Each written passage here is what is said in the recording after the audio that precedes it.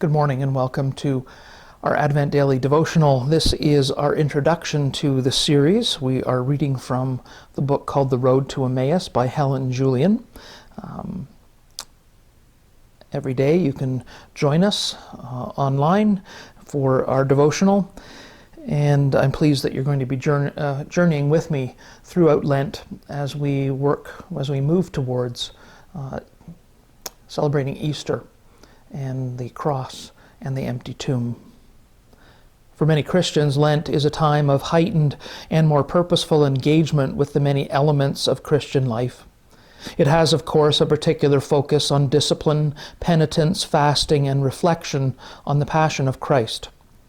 But for many, it is also a time to overhaul their prayer life, to read the Scriptures in a more organized way, and to serve others more consciously.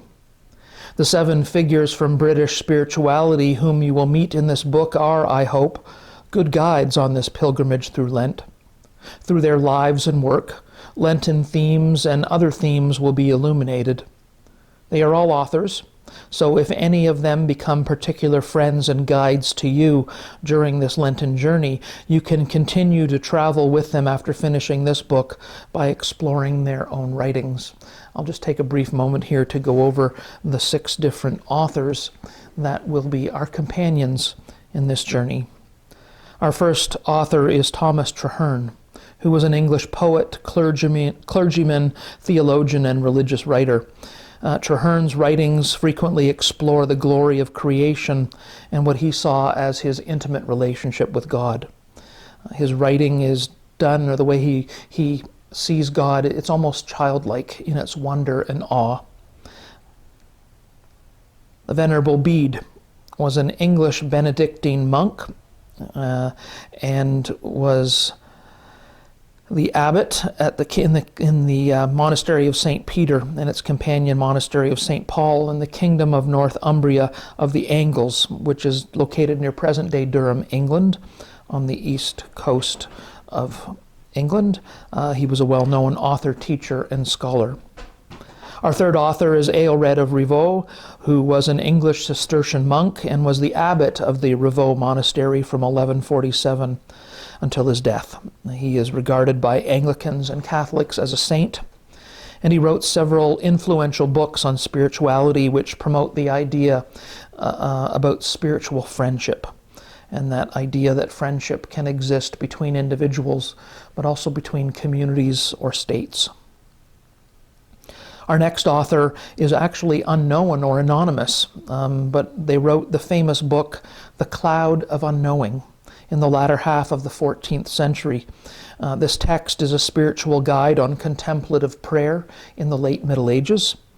And the underlying message of this work suggests that the best way to know God is to abandon consideration of God's particular activities or attributes and be brave enough to surrender our own mind and ego to the realm of the unknowing, to the mystery of God, at which point we may actually get a glimpse of God. John and Charles Wesley are brothers and are quite famous. We sing a number of their hymns. They are among the most notable evangelists who ever lived. In due course, they learned that works cannot save and discovered salvation by faith. They carried that message to all of England in sermon and song, and although they did not set out to establish a church, both the Wesleyans and the Methodists are their offspring. Both of them preached, both of them wrote hymns, but John is more noted for his sermons, and Charles is more noted for his hymns. Our fifth author is John Donne, an English poet, scholar, soldier, and secretary, and he is the preeminent representative of a style called metaphysical poetry. His works are noted for their metaphorical and sensual style. Sonnets, love poems, religious poems. He's also known for his sermons. Our final author is the only female on our list, Julian or Juliana of Norwich. She was an English anchorite of the Middle Ages, and I had to look this up. But anchorites are someone who, for religious reasons, withdraws from secular society so they are able to lead an intensely prayer-oriented or ascetic life. They are frequently kind of compared to religious hermits, but unlike hermits, they are required to take a vow of stability in place and often opt for permanent enclosure in cells, which are often attached to churches. They are considered almost a type of living saint. Julian wrote the best-known surviving book in the English language, which was written by a mystic, called Revelations of Divine Love. And it is also the first book written in English by a woman.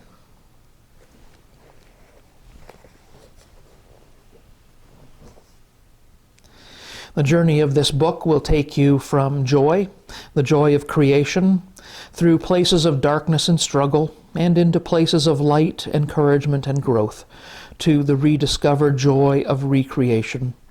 Along the way, there are opportunities to put into practice some of what the companions are offering as their particular gift. To be really effective, I think this type of learning needs to be put into practice. We need to reinforce its learning to get it out of our head and into our bodies and make it more real, which is why at the end of every week, on Saturday, there will be the reading for Saturday, plus a second video called Performance.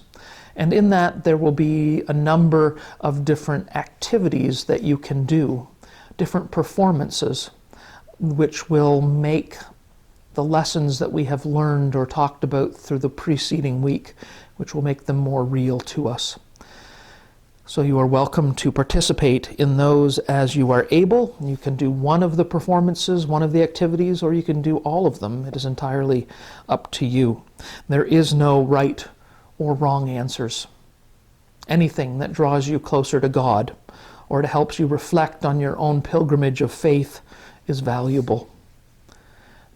Don't feel that you have to follow the daily reading format. Sometimes our lives are not set up that way, and sometimes things happen. You can take them, number them in one day, and then take some days off, or perhaps do some of the activities that are offered. You can jump ahead to the performance and think about the activities as you're reading and incorporate them throughout the week. It is entirely up to you. There is no wrong way. Our Christian journey is never made alone.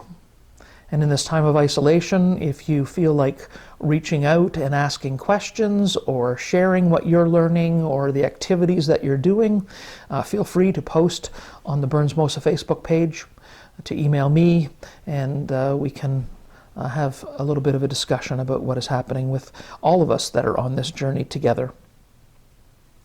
And hopefully the great company of our fellow traveling companions, the authors, may be with us, and that this time of Lent may offer a chance to make real friends and guides from some of the history of the Church. And so, as we join in this journey together, I look forward to joining with you every day. And may this time of Lent be a time of reflection and journey for each one of us. Amen.